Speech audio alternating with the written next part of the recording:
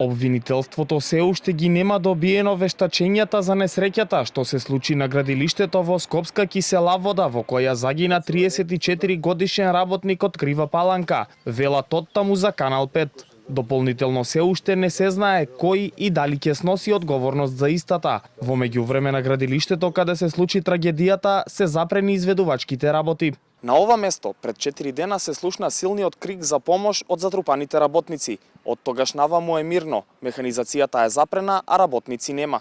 Според статистиката на Македонското здружение за заштита при работа, во текот на 2025 година 31 лице загинале на 132 регистрирани несреќи при работа. Овие бројки покажуваат дека бројот на настрадани лица се зголемил речиси двојно за само една година, кога во 2024 година се регистрирани 17 случаи на 133 несреќи. Нивните анализи покажуваат дека лани најмногу несреќи имало во преработувачката индустрија, 33, а нив ги следи градежништвото со 15 несреќи.